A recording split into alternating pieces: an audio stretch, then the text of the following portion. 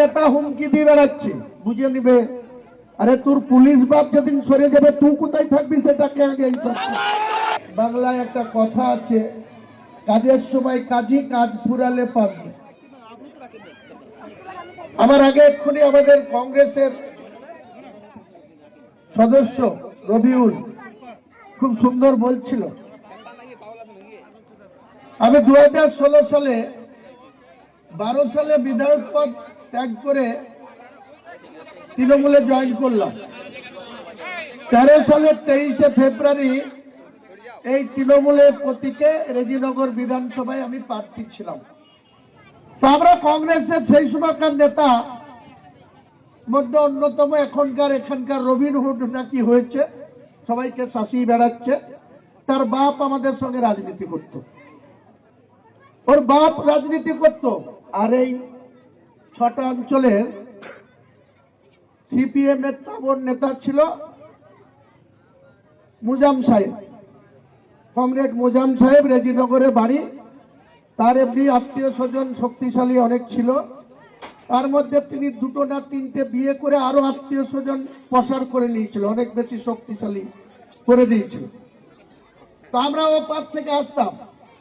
আর এপারে নেতা ছিল এক আন্দোলবেড়ে 1-এর আন্দোলবেড়ে গ্রামের হাই স্কুলের মাস্টার হালিম সাহেব। আর একজন নেতা ছিল উপানন্দ ঘোষ। হালিম সাহেব যেমন লম্বা চওড়া সুন্দর ফর্সা ছিল, উপানন্দ ঘোষ অত ফর্সা ছিল না কিন্তু লম্বাই কম ছিল না। আর আমাদের ওপারে একজন ছিল বাজার সাথে বাড়ি, তার নাম ডাক নাম নিমু ঘোষাল, আর ভালো নাম সুনির্মল ঘোষাল। সেই উপানন্দর থেকেও একটু লম্বা ছিল, হালিম সাহেবের থেকেও একটু লম্বা ছিল।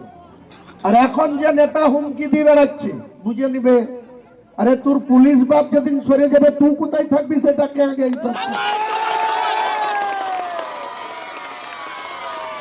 তুই কার ছেলে, তোর কত মুরুদ আমার জানা আছে। আমি হুমায়ুন কবির বলছি, রেজিনগরে তোর বাপকে প্রভাকর ভট্টাচার্য তখন রেজিনগরের ওসি, সমর রায় বলে একজন মেজবাবু ছিল, মোহন শর্মা বলে একজন মেজবাবু ছিল।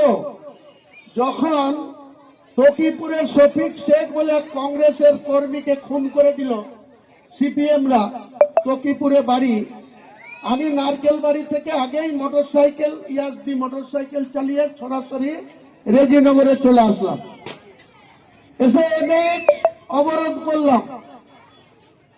তোর বাপের কি অবস্থা হয়েছিল, প্যান্টুল তো পরতোই না, লুঙ্গি পরে আসতো, সে লুঙ্গির আন্ডার প্যান্টও বোধহয় খুলে যাচ্ছিল।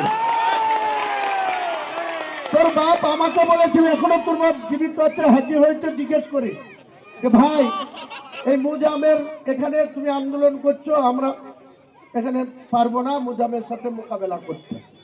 আমি বলেছিলাম আমরা কংগ্রেস করি, সিপিএম এর সরকার, মুজাম সাহেব রেজিনগরের শক্তিশালী, আমিও কিন্তু এপারে যদি আমার গায়ে হাত পড়ে আমি কিন্তু মুজাম সাহেবকে গঙ্গার ও পার হতে দেব না।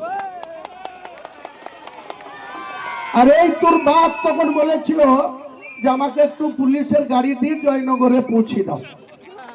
আমি প্রভাকর ভট্টাচার্যকে বলে, প্রভাকর ভট্টাচার্য যখন রিটায়ার করে গেছে, বহরমপুরে বসবাস করে, ওদের সিউড়িতে বাড়ি ছিল, কংগ্রেসের এমএলএ সুনীতি চট্টরাজের দয়ায় তিনি মেজবাবুর চাকরি পেয়েছে।